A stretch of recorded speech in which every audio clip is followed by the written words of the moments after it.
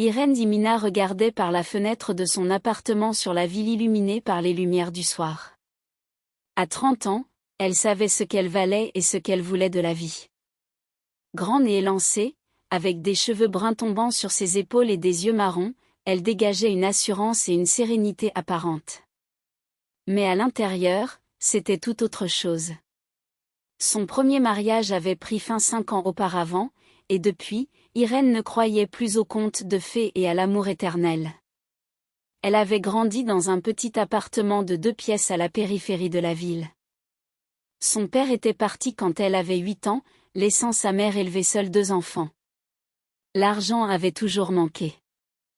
Irène se souvenait des vêtements de sa mère qu'elle devait porter, de la honte qu'elle ressentait à l'idée d'inviter ses camarades de classe chez elle, et de son rêve de vivre un jour différemment. Les souvenirs de son enfance étaient vifs et douloureux. Elle se rappelait comment une camarade de classe, Léa, s'était moquée de son vieux cartable, et comment les garçons l'avaient taquinée à cause de ses baskets usées. Sa mère travaillait à 2 emplois, comme couturière le jour dans une usine, et femme de ménage le soir dans un bureau. Son frère cadet, Lucas, avait 5 ans de moins, et Irène s'occupait souvent de lui pendant que leur mère travaillait dur pour subvenir à leurs besoins. À 14 ans, Irène avait commencé à travailler elle-même. Elle distribuait des prospectus devant un centre commercial, nettoyait les sols dans un café, et vendait des journaux aux arrêts de bus. Chaque centime gagné était une petite victoire. Elle mettait de côté de l'argent pour des vêtements, des livres scolaires, et des cadeaux pour son frère. Après le lycée, elle s'était inscrite dans une école de commerce, où elle excellait. En parallèle, elle travaillait comme conseillère de vente dans un magasin de meubles. C'est là qu'elle avait attiré l'attention de Georges Lefebvre, le propriétaire d'une chaîne de magasins de meubles italiens haut de gamme. C'était un homme imposant d'une 60aine d'années, avec une barbe grise et un regard perçant. Il était entré dans le magasin où travaillait Irène et avait observé comment elle interagissait avec les clients. « Mademoiselle, comment vous appelez-vous » avait-il demandé après le départ d'un client. « Irène Zimina. »« Quel âge avez-vous » ? 22 ans. « Vous étudiez » ? « Oui, je suis en 4e année à l'école de commerce. » Georges avait hoché la tête. « J'ai une chaîne de magasins de meubles haut de gamme.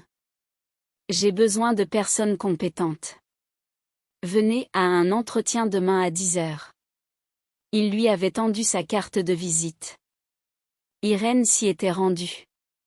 L'entretien avait duré 2 heures. Georges lui avait posé des questions difficiles, évaluant ses connaissances sur les produits, sa psychologie de vente, et sa capacité à gérer les objections. Irène avait répondu avec clarté et assurance. Elle avait passé la nuit à se préparer, étudiant les informations sur son entreprise. « Vous êtes engagée » avait-il déclaré à la fin. « Vous commencerez en tant qu'administratrice. Votre salaire sera 3 fois plus élevé que ce que vous gagnez actuellement. Période d'essai de 3 mois. » Irène avait brillamment réussi sa période d'essai. Elle arrivait avant tout le monde, partait après tout le monde, étudiait les catalogues, et mémorisait les noms des clients réguliers. Elle avait même mis en place un nouveau système de gestion. Georges l'observait en silence. 1 an plus tard, il l'avait convoquée dans son bureau. « Irène, j'ouvre un magasin phare au centre-ville. J'ai besoin d'une directrice. Jeune, dynamique, avec des yeux brillants. Tu es prête ? » « Oui, sans hésitation, » avait-elle répondu. « Le salaire est de 200 000 €, plus un pourcentage sur les ventes. La responsabilité est énorme.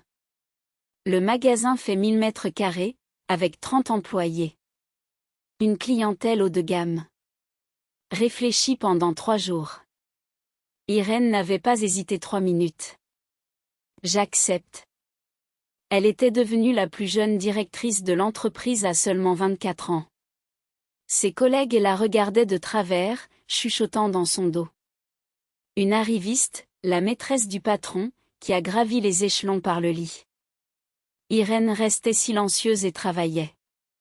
Au bout de 6 mois, son magasin était devenu le leader des ventes. 1 an plus tard, il avait surpassé tous les autres points de vente de la chaîne. Georges avait augmenté son salaire à 350 000 €, plus des primes trimestrielles qui atteignaient jusqu'à 500 000 €. Irène avait commencé à économiser. Elle avait acheté à sa mère un appartement de 3 pièces dans un bon quartier, payé les études de Lucas dans une université prestigieuse, et acquis son premier bien immobilier, un appartement de 2 pièces comme investissement. Elle vivait modestement, ne s'achetant pas de voitures chères, ne portant pas de vêtements de marque avec des logos criards, et ne se vantant pas de ses revenus. Son garde-robe était composé de vêtements de qualité, mais discrets. Elle conduisait une voiture de milieu de gamme. Ses collègues n'avaient même pas idée de la somme qu'elle avait sur ses comptes. À 25 ans, Irène avait rencontré Constantin. C'était un photographe, un jeune homme séduisant aux longs cheveux et au regard rêveur. Il prenait des paysages, des portraits, et parlait d'art élevé. Irène était tombée amoureuse de son romantisme et de sa vision du monde. Ils s'étaient mariés 6 mois plus tard. Constantin avait emménagé dans son appartement. Au début, tout allait bien. Il prenait des photos, elle travaillait. Mais peu à peu, Irène avait commencé à remarquer des détails. Constantin achetait du matériel coûteux, des appareils photo, des objectifs, des trépieds. Avec son argent.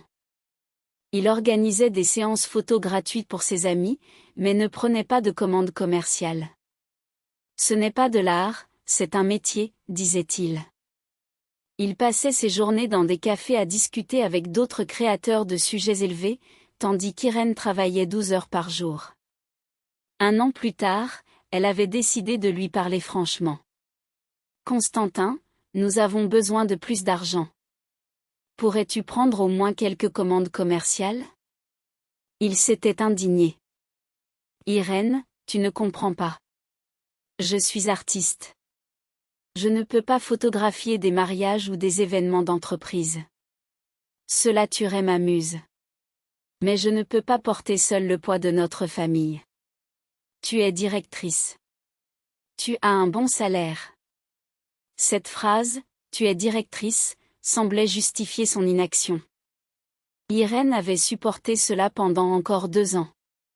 Mais lorsque Constantin avait une nouvelle fois dépensé 50 000 € pour un nouvel objectif sans lui demander son avis, elle avait pris sa décision. « Nous divorçons », avait-elle dit calmement. « Quoi ?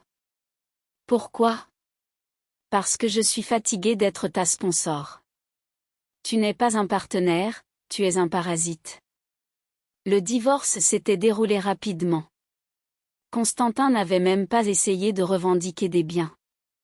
Il était parti chez un ami, 1 mois plus tard, il sortait déjà avec une nouvelle petite amie, elle aussi réussie, elle aussi avec de l'argent.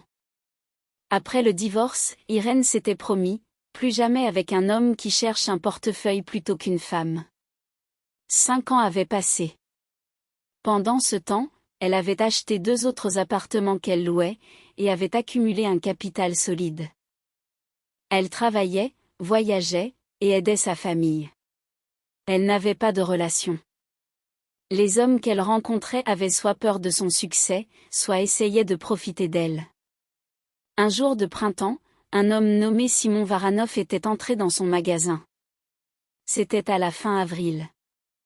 Un homme grand d'environ 38 ans, avec un dossier de documents à la main.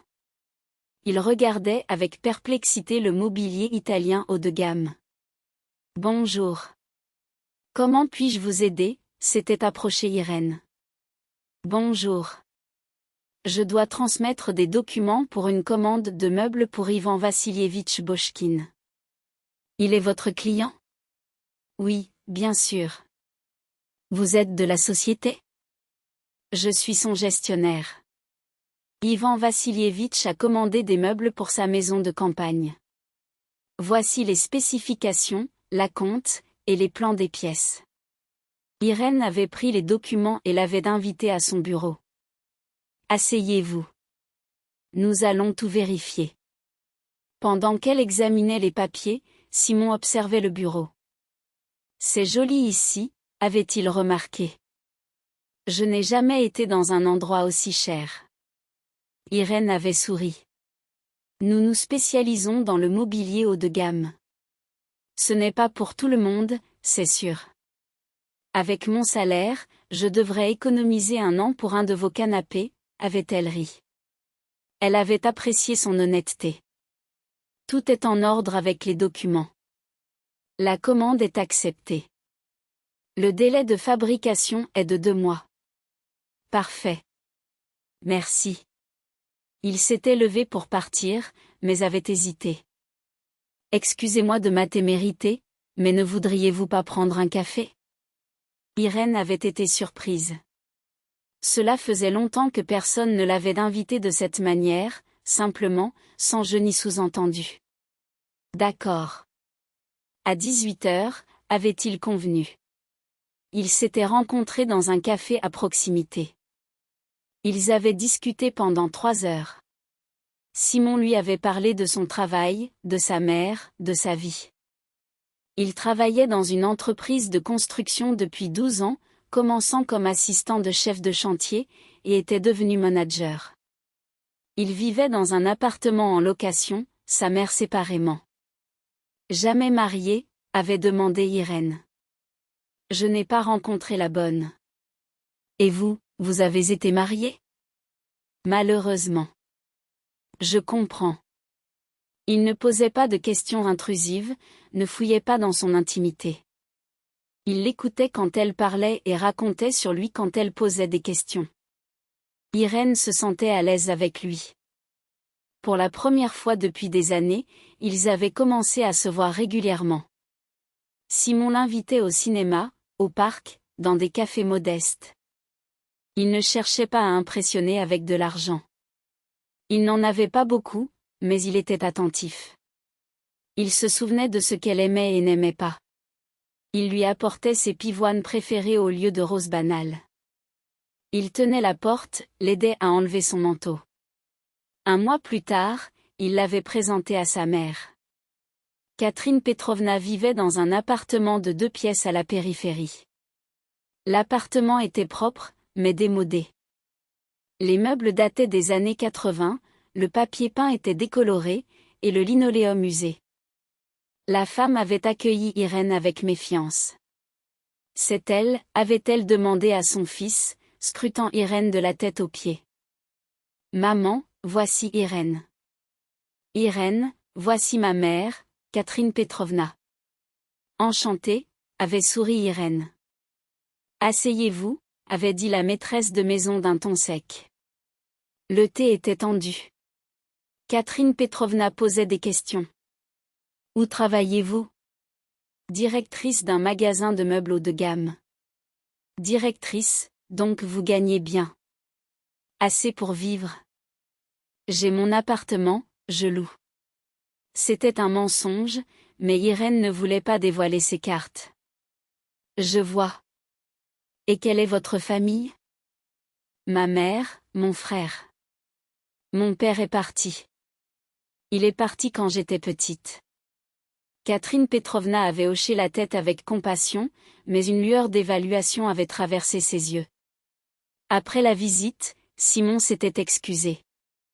Désolé, maman, elle est comme ça. Elle s'inquiète pour moi. Tout va bien, avait rassuré Irène. Mais elle avait gardé une sensation désagréable en elle. Catherine Petrovna ne la regardait pas comme une future belle-fille, mais comme une source de bien-être pour son fils. 6 mois plus tard, Simon avait fait sa demande. Romantique, au bord de la rivière, au coucher du soleil. Il s'était agenouillé, avait sorti une bague et avait dit. Irène, je t'aime. Je veux être avec toi toute ma vie. Veux-tu m'épouser? Irène le regardait, réfléchissant. Il semblait sincère, simple, honnête. Pas comme Constantin. Oui, avait-elle dit, mais elle avait décidé de le tester. Elle continuait à dire qu'elle vivait dans un appartement en location, sans parler de sa maison de campagne, de ses économies, ou de ses autres biens. Elle voulait s'assurer qu'il l'aimait pour elle, et non pour son argent. Le mariage avait été modeste. Famille, amis, collègues.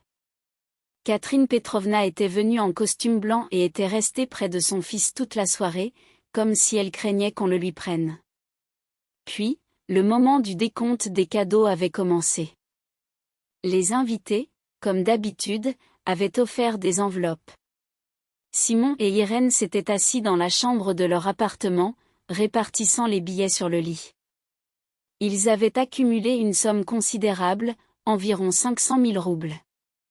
Simon, mettons cet argent de côté pour un apport sur un prêt immobilier, avait proposé Irène en pliant soigneusement les billets.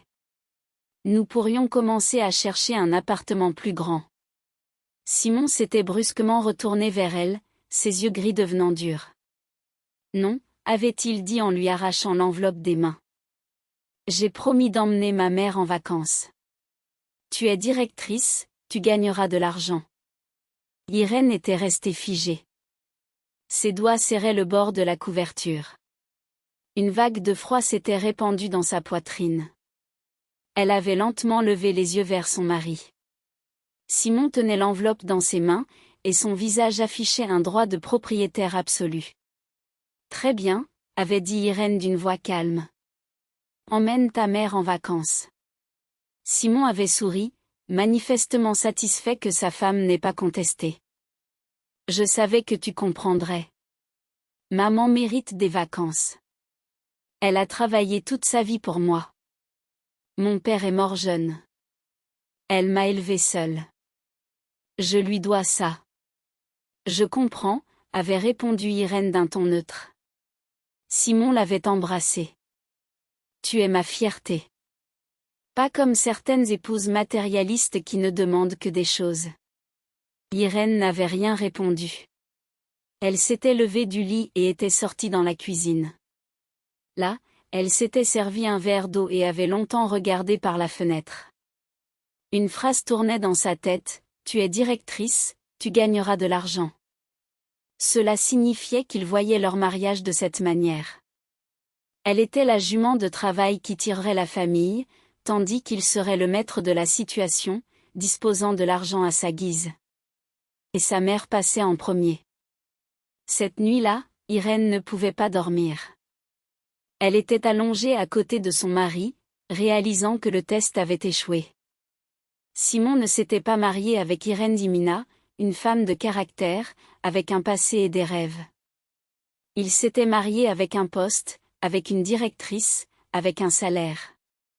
Au matin, elle avait pris sa décision, froid, définitif, irrévocable. Le lendemain du mariage, Simon était étonnamment joyeux et détendu. Il embrassait Irène, plaisantait, et faisait des projets pour le voyage à venir avec sa mère. Au petit déjeuner, il feuilletait des sites touristiques sur sa tablette. Nous allons à Nice pour 2 semaines, disait-il en lui montrant des photos d'hôtels. Maman a toujours rêvé de la mer, peux-tu imaginer, elle n'est jamais allée au sud. Mon père n'aimait pas voyager, il travaillait tout le temps, puis il est mort, et elle n'a pas eu le temps de se reposer. Elle a travaillé pour mes études. Irène acquiesçait, faisant semblant d'écouter. En réalité, elle était déjà en train d'élaborer un plan. Froid, clair, sans émotion. Dans les affaires, elle avait appris à prendre des décisions rapidement et à agir sans pitié lorsque la situation l'exigeait. Sa vie personnelle, il s'avérait, n'était pas si différente. Cet hôtel, montrait Simon avec enthousiasme. 5 étoiles, tout compris. Piscine, spa, animation. C'est vrai que c'est cher. 200 000 pour 2 semaines. Mais maman mérite le meilleur. 200 000. Presque la moitié de l'argent offert. Irène serrait les lèvres. Quand voulez-vous partir, demanda-t-elle d'un ton neutre. Après-demain, si je peux réserver à temps.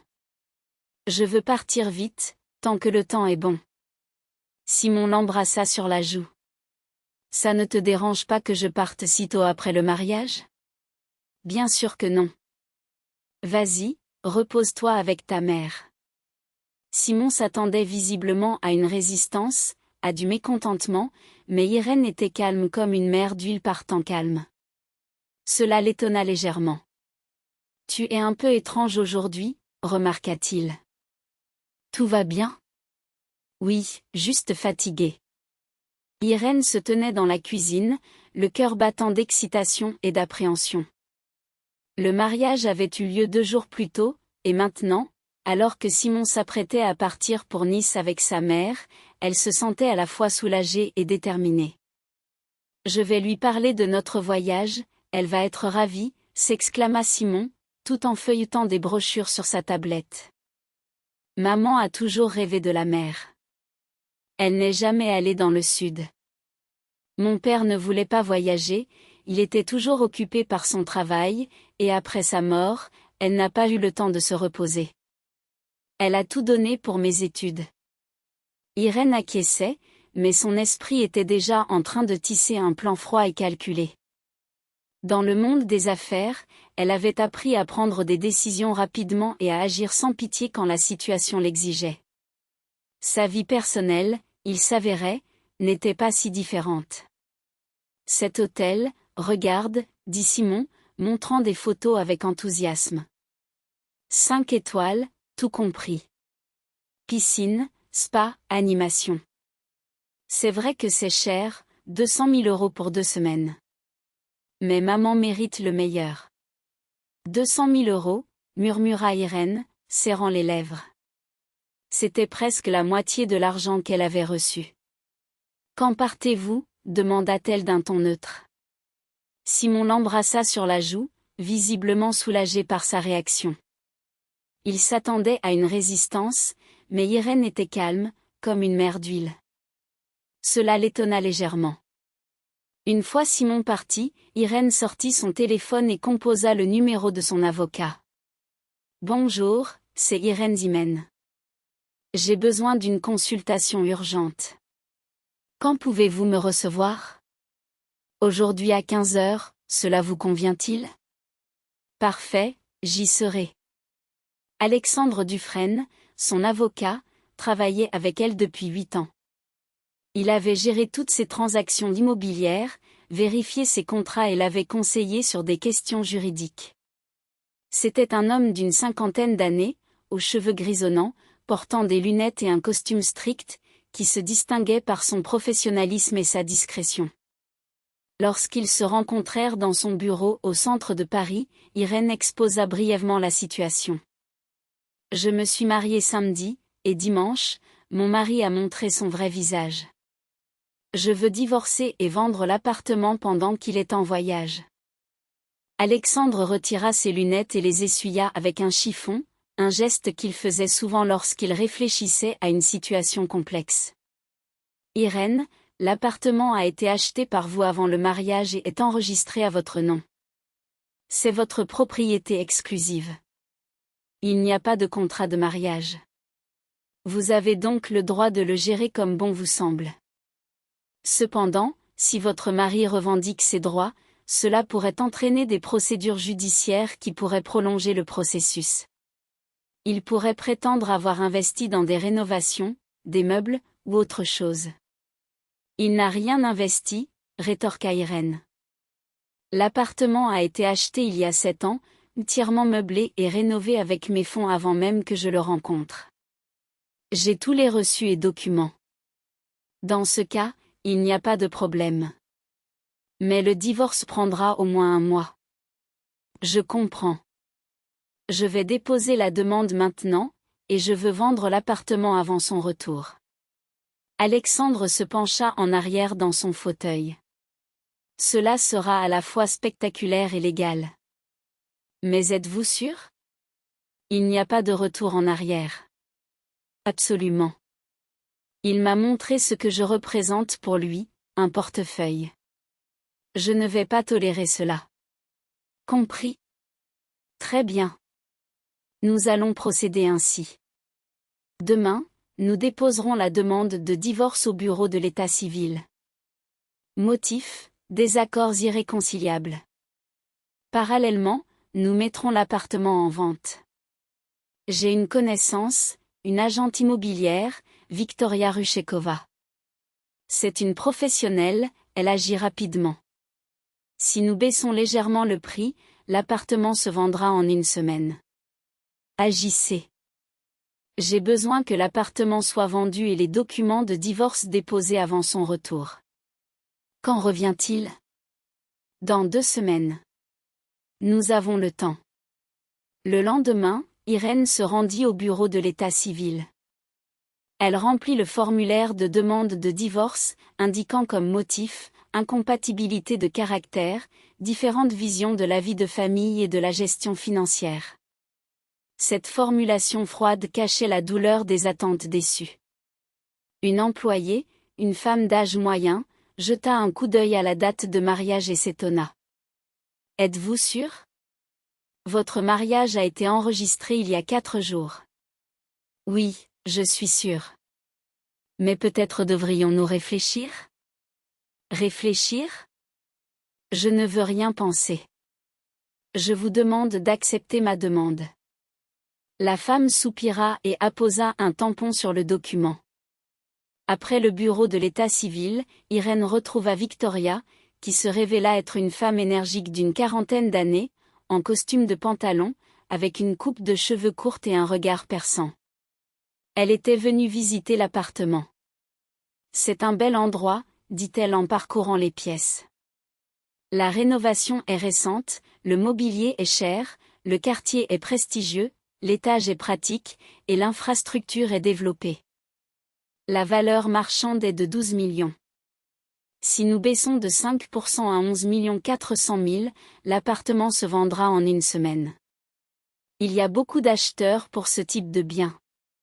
Très bien. Je suis d'accord. J'ai besoin des documents, titre de propriété, extrait du registre, passeport technique, attestation de non-endettement. Tout était prêt. Irène tendit le dossier à Victoria, qui parcourut les papiers. Parfait. Propriété exclusive. Pas de charge. Demain, je vais publier l'annonce sur tous les sites et mettre une banderole sur le balcon. La banderole doit rester jusqu'au retour de mon ex-mari. Il revient dans 12 jours. Je veux qu'il la voie tout de suite. Victoria sourit. Je comprends. Ce sera spectaculaire. Le lendemain, une grande banderole rouge avec des lettres blanches apparut sur le balcon, à vendre, avec un numéro de téléphone. Irène se tenait dehors, regardant cette banderole, un sentiment étrange l'envahissant, un mélange de soulagement et de tristesse. Elle avait espéré que Simon serait différent, mais il avait montré son vrai visage trop rapidement. Les appels des acheteurs potentiels commencèrent le jour même. Le soir, Victoria fit le point. 8 appels, 4 acheteurs sérieux. Demain, j'ai prévu 3 visites. Entre-temps, Irène commença à rassembler ses affaires. Elle ne comptait rien laisser derrière elle. Tous les meubles, appareils, vaisselle, linge de lit, tableaux, lampes, rideaux. Tout cela avait été acheté avec son argent avant le mariage. Simon était entré dans cet appartement pratiquement les mains vides, 2 valises de vêtements, un ordinateur portable, quelques livres, un rasoir électrique. Voilà tout ce qui lui appartenait. Irène emballait méthodiquement ses affaires dans des cartons, appela des déménageurs et réserva un camion. La première cargaison fut livrée dans sa maison de campagne le lendemain. La maison de campagne dans le lotissement Les Dalles était sa fierté et son secret. Une maison de 2 étages avec un grenier, d'une superficie de 220 mètres carrés, comprenant 5 pièces, un immense salon avec cheminée et fenêtres panoramiques, une cuisine ouverte, 3 salles de bain, une véranda avec des plantes tropicales, et un garage pour 2 voitures. Le terrain de 12 arts était paysagé, avec un pavillon, un étang et une fontaine. Elle avait acheté cette maison 3 ans auparavant, alors qu'elle était dans un état désastreux. Une vieille construction des années 90 nécessitait une sérieuse rénovation. Irène avait engagé l'architecte Benjamin Karamoff sur les recommandations de ses collègues. Benjamin n'était pas seulement un spécialiste, mais un véritable artiste. Un homme de 36 ans, avec des cheveux ondulés et foncés, des yeux marrons et un sourire contagieux.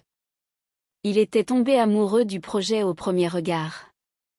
Ce sera un chef-d'œuvre, avait-il déclaré en visitant la maison. Nous avons une excellente base, de hauts plafonds, une bonne disposition, de grandes fenêtres. Nous allons créer un espace moderne tout en préservant l'atmosphère de la maison de campagne. La rénovation avait duré 1 an. Benjamin avait personnellement supervisé chaque étape. Ils se rencontraient souvent, discutaient des détails, choisissaient les matériaux. Irène appréciait de travailler avec lui. Il était un professionnel qui comprenait ses besoins au premier mot. « Vous êtes divorcé ?» lui avait-elle demandé un jour. « Oui, il y a 1 an et demi. Ma femme n'a pas supporté mon engagement au travail. Elle disait que j'aimais mes projets plus que ma famille. Peut-être avait-elle raison, j'ai des enfants. Une fille, Ksenia. Elle a maintenant 10 ans. Elle vit avec sa mère, mais elle vient chez moi chaque week-end. Nous sommes devenus un peu comme des amis. » Irène partagea des histoires sur son premier mariage, tandis que Benjamin parlait du sien. Tous deux comprenaient ce que signifiait la déception et la douleur de la séparation. Lorsque la rénovation fut achevée, la maison était devenue un rêve. Des pièces lumineuses et spacieuses, des poutres en bois au plafond, de la pierre naturelle sur les murs, d'énormes fenêtres panoramiques laissant entrer la forêt à l'intérieur. Irène était tombée amoureuse de cette maison. Maintenant, elle transportait sa vie de l'appartement urbain vers cet endroit. Camion après camion, elle faisait déménager des meubles, des cartons, des appareils. L'appartement de la ville se vidait à vue d'œil. À la fin de la première semaine, il ne restait que des murs nus, un lit, une table, 2 chaises et une bouilloire. Un minimum pour survivre. Pendant ce temps, les visites de l'appartement se poursuivaient. 12 familles avaient visité en 1 semaine. 3 avaient fait une offre. Le 8e jour après le départ de Simon, Victoria appela. « Irène, nous avons un acheteur. La famille Soloviev. Jeune, avec 2 enfants. Ils ont besoin d'un appartement en urgence. Ils offrent le prix total de 11 400 000 €. Prêt à finaliser la transaction dans 2 jours. J'accepte l'offre. Parfait. Nous nous rencontrons demain chez le notaire pour signer le contrat. » La transaction se déroula rapidement et efficacement. La jeune famille, Anna et Maxime Cousin, avec leurs enfants de 5 et 7 ans, étaient ravis. « Merci beaucoup, » dit Anna en signant les documents. « Nous avons cherché un bon moment. Votre appartement est parfait. » Irène sourit. Elle ne ressentait aucune tristesse pour ce qui se passait. Cet appartement n'était plus chez elle. L'argent fut transféré sur son compte, 11 400 000 €. La transaction était conclue. L'appartement appartenait officiellement à la famille Cousin. « Quand pouvons-nous emménager ?» demanda Maxime. « Dès aujourd'hui. Voici vos clés. » Irène sortit du bureau du notaire et monta dans sa voiture. Elle appela Alexandre. « L'appartement est vendu. L'argent est sur le compte. » « Excellent. La demande de divorce a été déposée. Elle est en cours.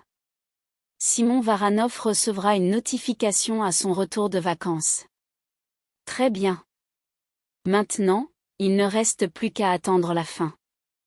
Êtes-vous prête à ce qu'il fasse des histoires? Il essaiera peut-être de contester la transaction. Qu'il essaie. J'ai tous les documents prouvant mon droit de propriété exclusif sur l'appartement. Il ne pourra rien prouver. Dans ce cas, je vous souhaite bonne chance. Irène comprenait que ce ne serait pas facile, mais elle savait qu'elle agissait parfaitement bien. Merci pour votre soutien, Alexandre.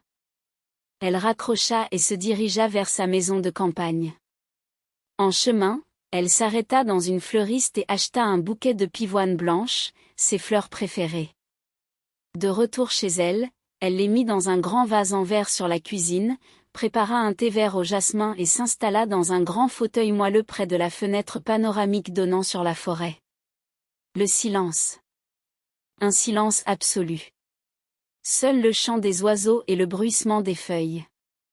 Pas de cris, pas de reproches, pas d'humiliation. Juste elle et ses pensées. Irène réfléchissait à combien elle avait été aveugle. Simon avait si bien joué le rôle du partenaire attentionné, simple et honnête. En réalité, il s'était révélé être un consommateur calculateur, à la recherche d'une épouse avec un bon salaire. Et cette phrase résonnait encore dans sa tête, « Tu es directrice, tu gagneras de l'argent. » Comme si son succès, son travail, son argent lui appartenaient de droit. Comme si elle était obligée de travailler pour ses désirs et ceux de sa mère. Non, plus jamais. Son téléphone vibra. C'était Simon. Irène regarda un moment le nom qui s'affichait, puis appuya sur le bouton pour répondre. « Salut, ma chérie. » La voix de son mari était joyeuse, excitée. « Comment ça va? Tu me manques? » « Salut. Tout va bien. Et les vacances? » « Incroyable. Maman est ravie. La mer est chaude, le temps est magnifique, l'hôtel est superbe. Hier, nous avons fait une balade en yacht, avant-hier, nous avons visité les montagnes. Dommage que tu ne sois pas avec nous. Tu aurais adoré. Mais tu dois travailler. Le mot « dommage » résonnait faussement. S'il avait vraiment été désolé, il l'aurait emmené avec lui. Mais non, il avait choisi sa mère. « Je suis contente que vous passiez un bon moment », répondit Irène d'un ton neutre. « Tu es un peu étrange. Ta voix n'est pas la même. Tout va bien? » « Oui, juste fatiguée. Beaucoup de travail au magasin. C'est la saison, les ventes sont actives. Mais tiens bon, travaille, gagne de l'argent. » Il éclata de rire, comme s'il plaisantait. « Encore une semaine, et nous serons de retour. Je vais te raconter tant de choses. »« Tu me manques aussi, » dit-elle sèchement avant de raccrocher. Elle éteignit son téléphone, ne voulant plus entendre sa voix. Les 3 jours suivants, Irène passa son temps dans sa maison de campagne, mettant tout en ordre. Elle rangeait ses affaires dans les placards, réarrangeait les meubles, accrochait des tableaux. Sa vie urbaine avait complètement déménagé ici. La mère d'Irène l'appela le 4e jour. « Irène, comment ça va? Et Simon? Comment se passent les vacances? » « Maman, je divorce. » Un silence pesant suivit. « Quoi? Mais vous venez juste de vous marier. » C'est justement pour cela qu'il a montré son vrai visage si vite. Il s'est révélé être un chercheur d'or. Mon Dieu, ma chérie. Que s'est-il passé? Irène expliqua brièvement la situation. Sa mère soupira. Eh bien, Irène, tu as bien fait. Mieux vaut agir tout de suite que de souffrir pendant des années. Je suis fière de toi. Tu es forte. Merci, maman. Où es-tu maintenant? Dans ma maison de campagne. Veux-tu que je vienne? Je peux te soutenir. Non, maman, je vais m'en sortir. D'accord. Mais si jamais tu as besoin, appelle-moi. À tout moment. Irène raccrocha, sentant une chaleur dans sa poitrine. Sa mère avait toujours été son soutien, même dans les moments les plus difficiles. Le 11e jour des vacances de Simon, Irène reçut un message de Victoria. La famille Cousin viendra dans 2 jours à 18h précises pour visiter l'appartement avec un designer.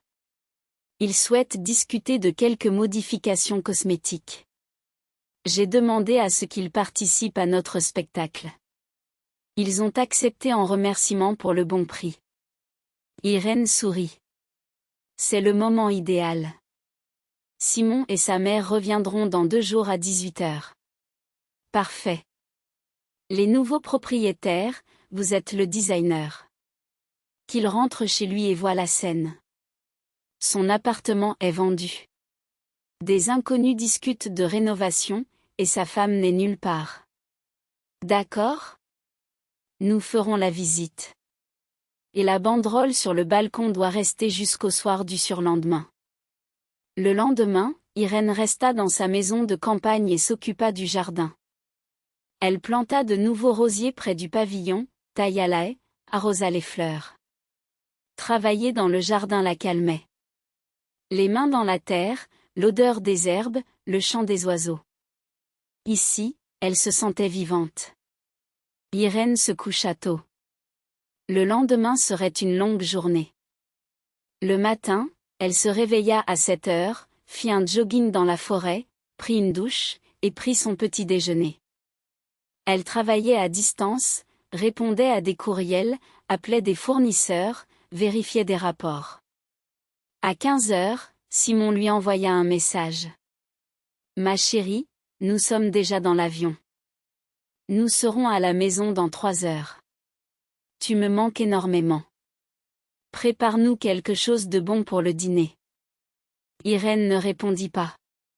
Puis, d'autres messages arrivèrent. « Irène, que se passe-t-il? Où es-tu? Pourquoi y a-t-il des gens inconnus dans l'appartement? Appelle-moi immédiatement. » Irène éteignit son téléphone, imaginant la scène. Simon et sa mère se tenant à la porte avec des valises, tandis qu'à l'intérieur, la famille Cusin discutait des rénovations. Elle se leva, se regarda dans le miroir et sourit. Elle avait pris sa décision. Elle ne retournerait pas à cette vie. Elle avait enfin trouvé sa voie. Abonnez-vous à la chaîne de nombreux